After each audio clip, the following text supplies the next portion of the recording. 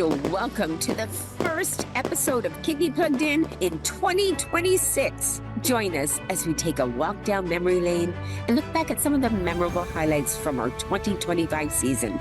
So stay right where you are, because a year in review is coming up next, right here on Kidney Plugged In. In January, as you worked on your New Year's resolution, Plugged In was there to remind you to prioritize not only your physical health, but your mental and social well-being. And to help you do so, we had tips and tools from the Kidney Wellness Hub to support you. Welcome to the Kidney Wellness Hub.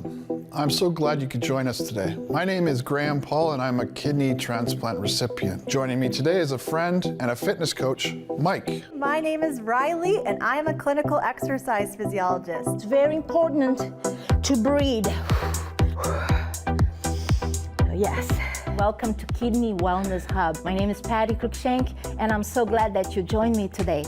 Today's class is a 30 minutes full body workout with compound movements that will help you melt calories, increase endurance, and build up some muscle. My name is Tenzin Yeshi, and today's class is a set of seated exercise for anyone who has low or limited mobility. My name is Amy McCall, and today's class is a seated class designed to ease tension and de-stress after a long day. My name is Danielle McCullough, and today's class is breath and core. My name is Alexa, and I'm a personal trainer and group fitness instructor. February is Heart Health Month, and because your heart and your kidneys are two important organs in your body that work together to keep you healthy, when one is affected, the other one is too. So in February, we shared important information you should be aware of about the correlation between heart disease and kidney disease. And speaking of the heart, we celebrated Valentine's Day with a heartwarming story of a transplant recipient, Gurjeet, and her husband, Shaq, a living kidney donor through the Paired Exchange Program. I remember I didn't even think it was going to happen, going into the hospital and not really thinking I was going to go home with a kidney, but I did. And it was a game changer. It completely changed my life. We decided that we were going to travel Europe. So we went to Europe for a 6-week honeymoon, which I would never, ever have imagined before. Enjoying doing that while on dialysis, right? Having Kason, he's my firstborn. It was the most amazing thing ever, you know, being able to carry my own baby, feeling his kicks, and being his mom for, you know, the first couple years before Micah came along. I've always loved kids, and having to have my own kids has been so amazing. And we had a cooking show for you that focused on heart-healthy eating that was kidney-friendly too. This winter salad sounds like a perfect item to brighten your day. We're gonna start off with the dressing. So we're gonna add some olive oil. We have our lemon juice.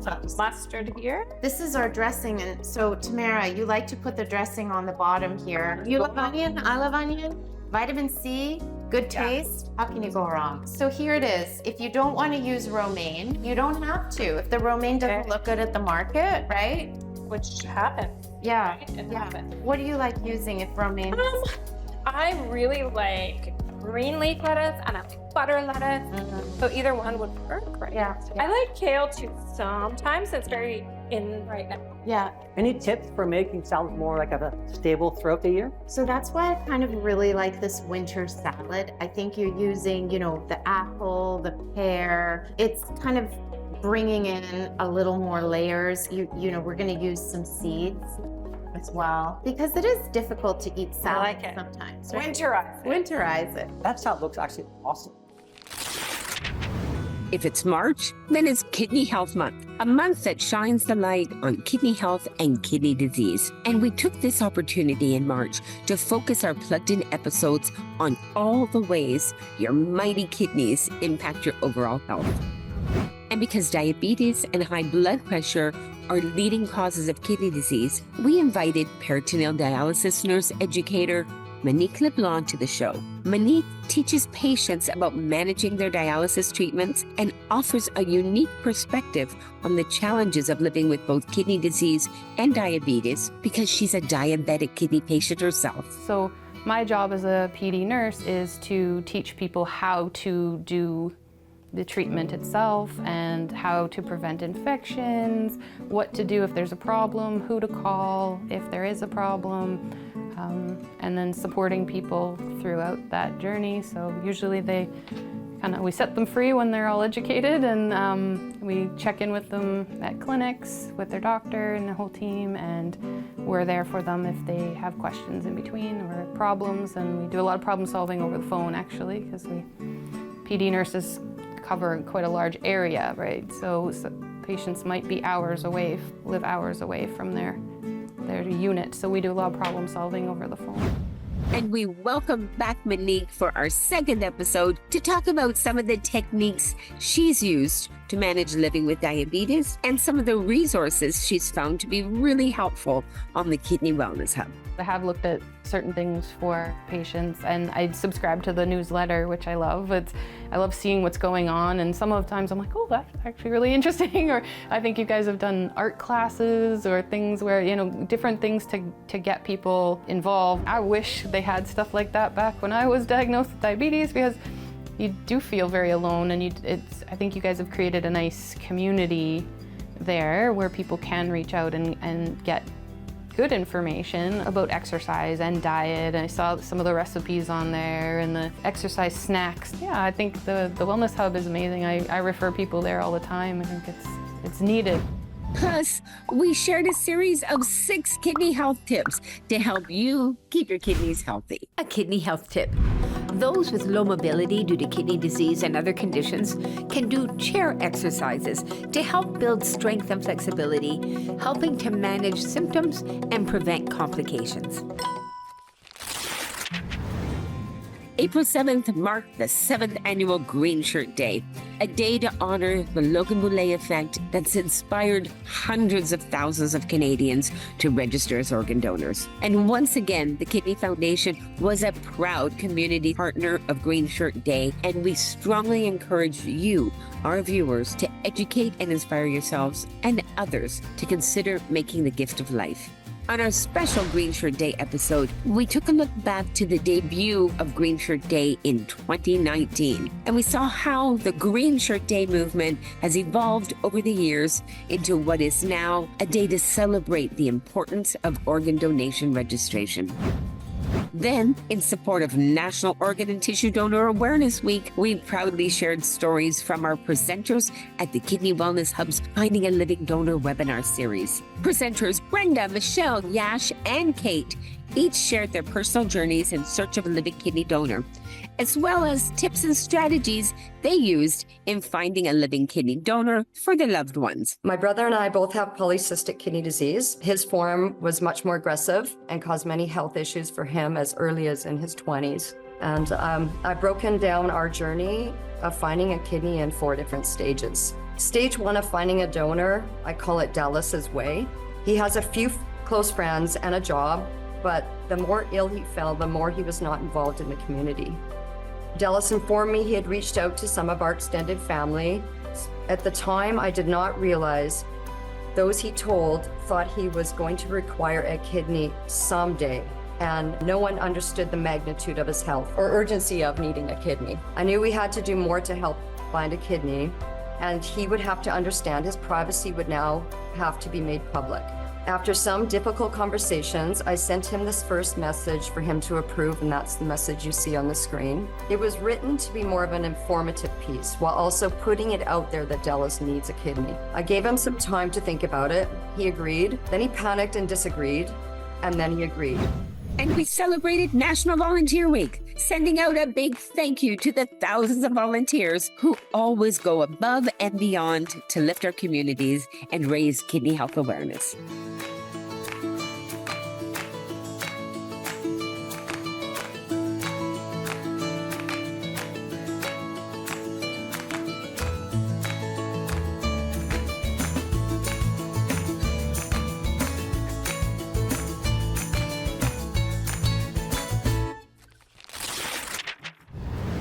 In May, Plugged In was on Vancouver Island to meet one of BC's eldest altruistic living kidney donors, Terry Ma.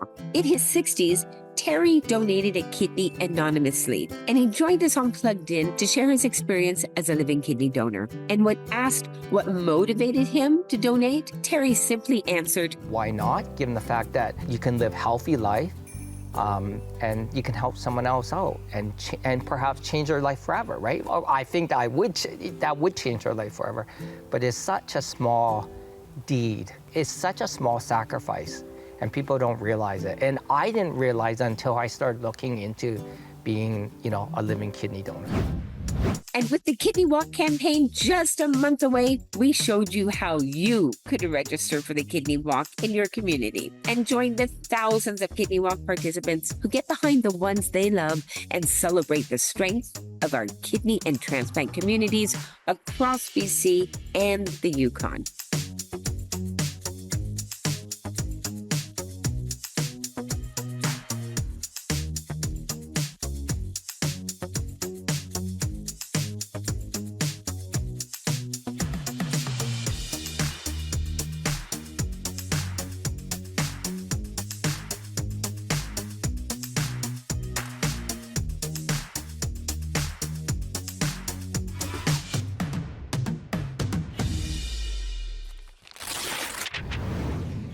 In June, we proudly introduced you to Sarah, a young woman diagnosed with kidney disease when she was just a teenager. Sarah's journey with kidney disease took her through dialysis, a kidney transplant, and back on dialysis. Her journey isn't one just about this heroic young woman, but also about her mother and her brother, who have walked this decade-long journey side by side with Sarah. Sarah was born 2 months premature because of difficulties with my pregnancy. We were told that she was fine and everything went along fine for 7 days. And at 7 days, they did some routine blood work and discovered that she had kidney failure. So that's when Sarah's kidney journey started at a very young age and long before she can remember, I suspect. As she was growing up, she continued to go to Children's every couple of months. Typically. So at age 7, I donated a kidney to Sarah. I went into VGH and she went into Children's, and I went in at 6 a.m. in the morning on a Monday morning, and by 3 o'clock, Sarah had my kidney. Then, since June is barbecuing season, the Kidney Wellness Hub Come Cook With Us chefs Danny and Anya shared some great kidney-friendly barbecue recipes and some of their favorite barbecuing tips. We're gonna grill up some of our chicken and tofu. So what I've done is I've heated the barbecue up to about 400 degrees Fahrenheit, and I've got it seasoned with oil, which means that I've put some vegetable oil on the grill with a paper towel, just rubbed it on.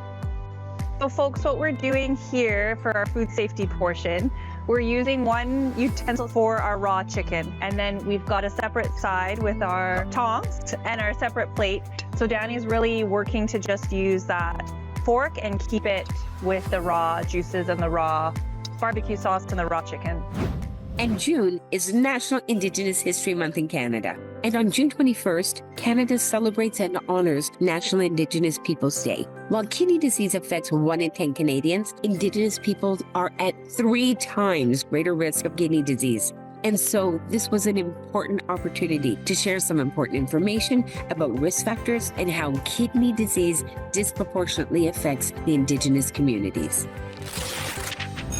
In July, schools are out for the summer holidays and students are enjoying the great weather both on land and in the water. So Plugged In took you out to the water where we interviewed 15-year-old twin spring kayakers Matilda and Avalon Lawson Long.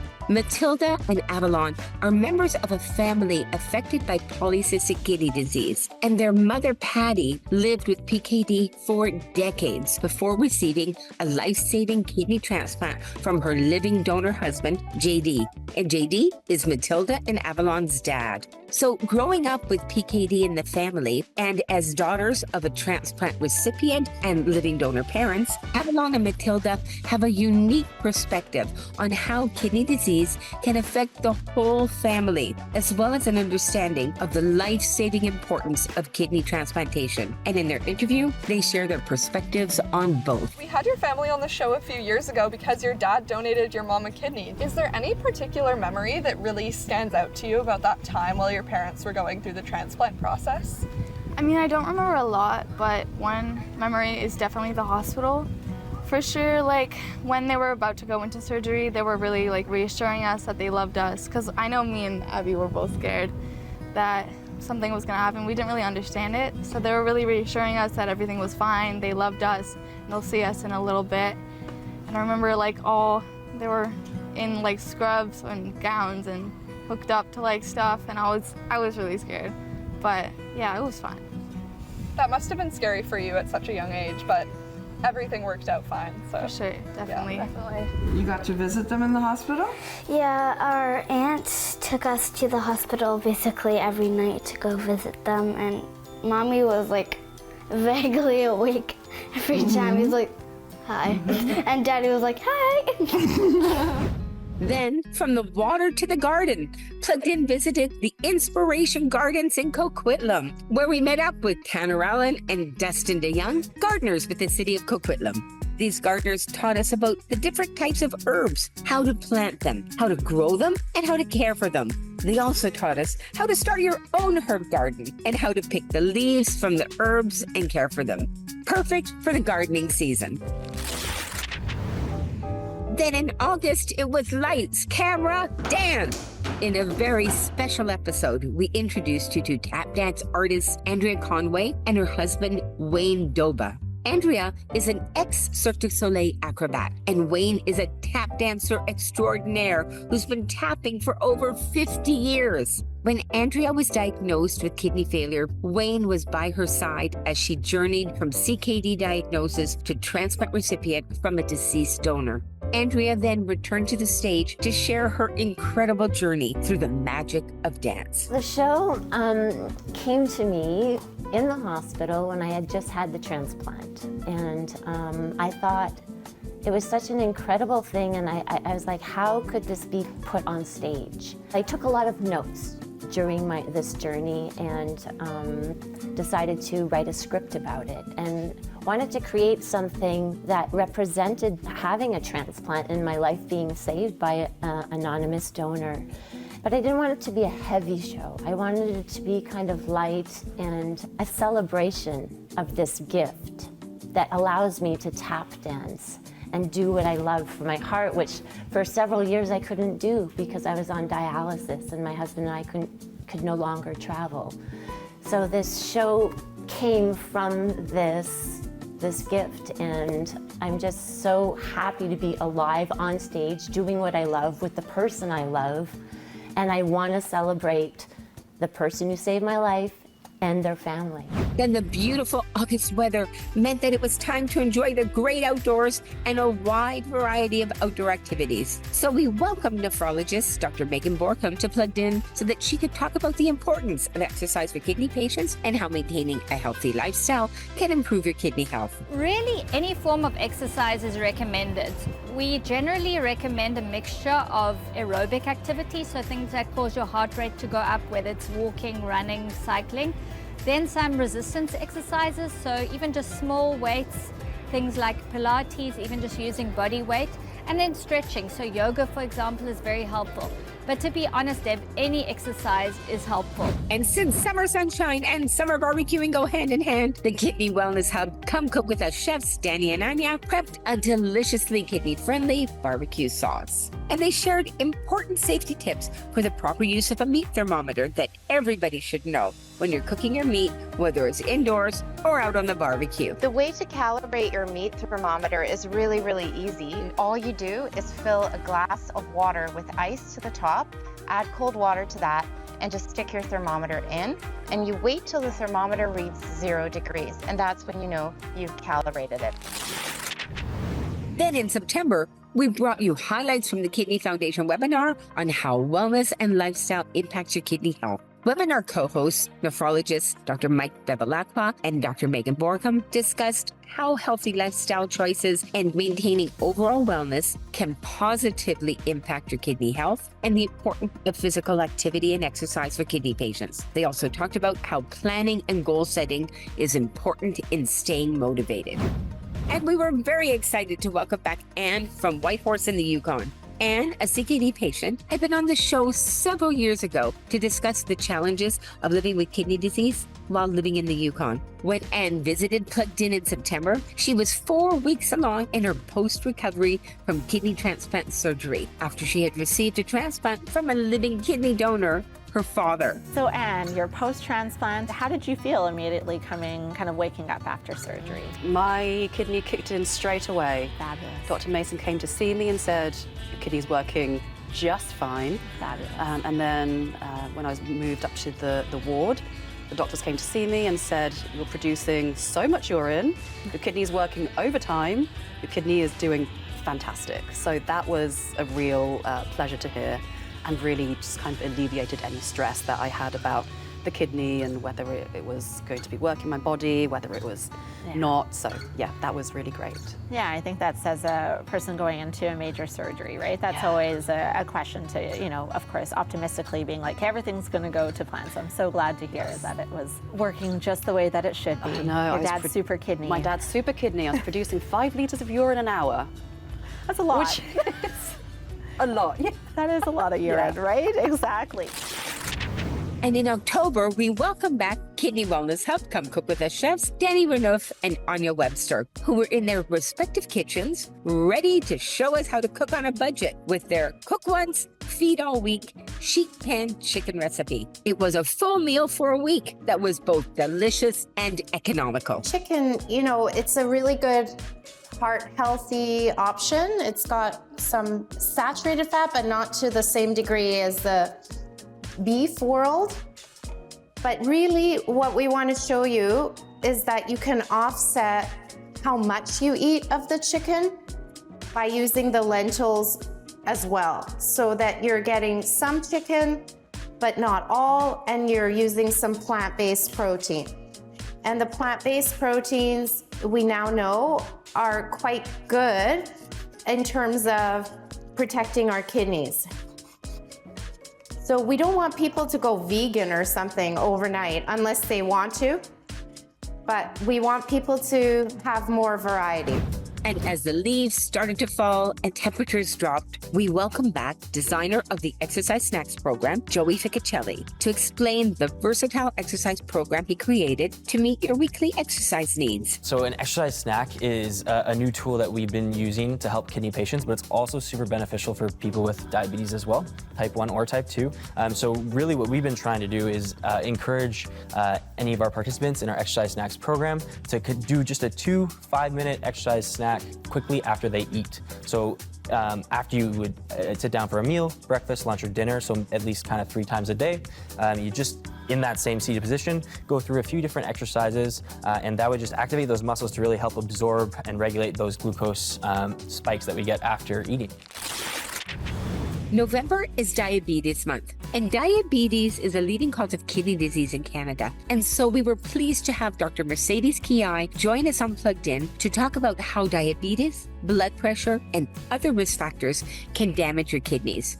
Dr. Kiai also talked about our kidneys in general, telling us about how our kidneys function, how they keep us healthy, and what we can all do to keep our kidneys healthy. So we basically have 2 kidneys, most of us, although some people are born maybe with 1 kidney, but there are 2 kidney shaped basically organs in the back, right below where your rib cage ends, right around your spine. So that's where they're located. And they're actually extremely amazing organs because they do so many different things in terms of your health, right? So obviously the thing that most people know as the most important function of the kidney is that they filter your blood and get rid of the wastes. So that's the most important thing. But they also make sure that all your minerals and your electrolytes stay in balance. And they also make sure that you can get rid of extra salt and fluid. So they keep all that things. If you drink too much fluids, then the kidneys will make sure that they regulate that and they get rid of it. They also produce a hormone that helps your body make blood. They also make sure that your vitamin D that you get from the sun gets activated. So they do way more than what we all think that they do, which is getting rid of the waste. They're actually extremely detailed organs that they do a lot more than just that. And since Dr. Kiai's focus and expertise is in the area of dialysis, we asked her to help dispel some of the mystery about dialysis and to explain what dialysis treatment is, the various dialysis treatments available, and why a kidney patient might choose one over the other. Dialysis can be done in two different ways. We can either use the abdominal cavity to do it, or we can use the blood. And the first one called peritoneal dialysis, the second one called hemodialysis. So there is two different options. And again, we like to partner with our patients to make sure we choose what is the best type of treatment for them.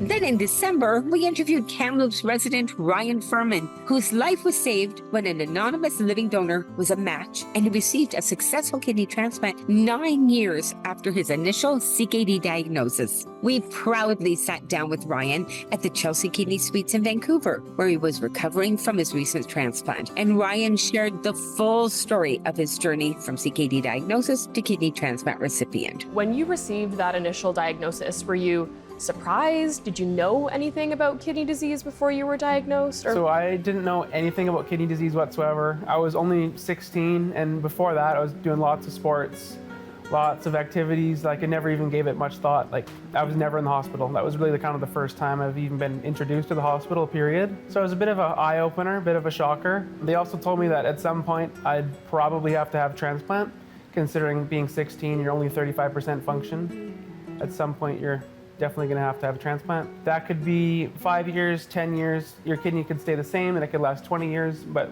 there's no specific timeline on when that transplant may happen. Wow, so you're 16 and you're getting all of this information, and now they're telling you at some point you're going to have to get a transplant. What was it like hearing those words for the first time? For the first time, honestly terrifying, because I don't know, you see it once in a while, and you never think that's going to be you until you're the guy in the chair. So it was kind of surreal at the moment. And on our final episode of the 2025 season, we were back in the Come Cook With Us kitchen with Danny and guest chef Paul as they celebrated Canadian Indigenous cooking and cooking techniques rooted in Indigenous culture. These kidney-friendly dishes included delicious poached duck and cranberry sauce, spaghetti squash, wilted greens, creme fraiche, and bannock. Delicious recipes to be shared over the holidays or around the table on any night. Happy New Year to all of our Kidney Plugged In viewers. Wishing you all good health and happiness in 2026. And stay tuned to Plugged In 2026 as we share more episodes of important information to help keep you healthy the whole year through.